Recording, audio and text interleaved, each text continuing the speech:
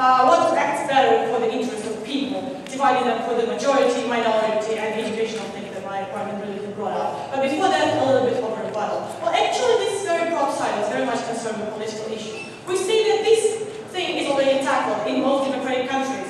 Parties, even those who represent minorities, are actually given a right to apply for time on private-owned channels to represent themselves before the election. This is already tackled, and we do believe that it works properly.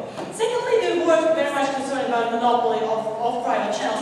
Actually, Mr. Speaker, I'm going to ask you, where the monopoly is more? Where there is free market and competition, or where there is something state-owned? We coming from Russia believe that in the first case. If there is competition, we do believe that these channels are first of all caring about their ratings and their public support. So we do believe that no kind of monopoly can take place there, because well, if something is not liked by the public, it will, this channel will simply get no views and it will be soon bankrupt. But let me go deeper into this thing of the bias, because this was really crucial in today's debate. Who is more biased? These guys were trying to convince you, Mr. Speaker, that the state is delivering the point of view that is most important to the public. But the government is not equal, does not equal public, Mr. Speaker. No, thank you. And Michael has smartly told you. So basically, what do we have to wait here? Is a bureaucrat making a decision which kind of news will be there in the side of the news? No, thank you. Which kind of programs will be there? Or a competition, a private channel boss is deciding.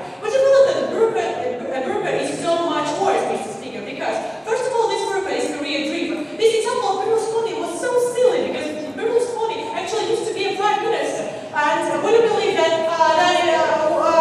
in this regard, all the officials, being his employees, will see, well, this bureaucrat making a decision will never go against the leading party, and the Berlusconi being the present prime minister. And secondly, would you believe that the government as a decision maker is very, very conservative? This is hugely bad for the overall audience, because would you believe that in this regard, they will never go for any innovative ideas or whatsoever. Would you believe that in this regard, bureaucrats are so much worse for the public? No, thank you. And let's look at the private channel.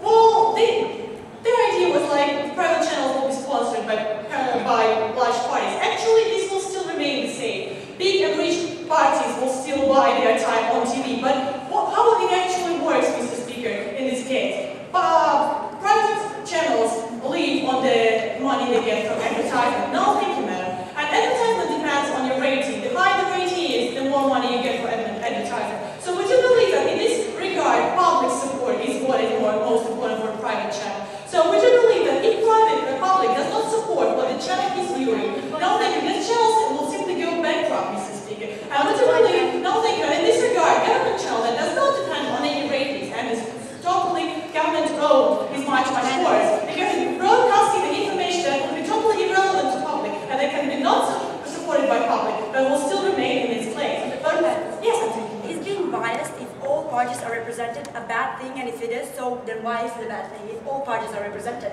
Okay, being biased is not quite bad. We see that here are two parties biased, and there will still, government is also biased, and the private companies are also biased, but we can regulate it with other measures. We can keep the minority parties' time before the elections, etc., etc. We can't see no harm in that. Let's look into the interest of people here, Mr. Speaker, because basically, who are we having here? We're having the majority, those taxpayers who are paying money. And Michael Smartly told you that what are we having here is two biases thing.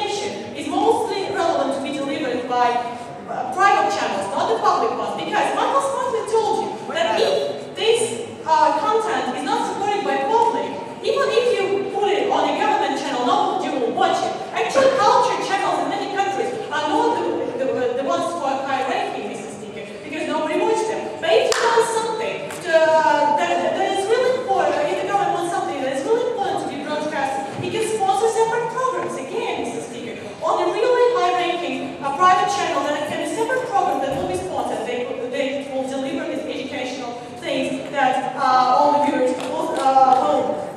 will enjoy. Mr. Speaker, what I've told you in this debate, I've told you that basically we're having a two-bias thing. Both government and private channels are biased. But we do believe that choosing from this thing, we not want to pay for someone else's bias, so we are probably standing on the private channel basis, and we not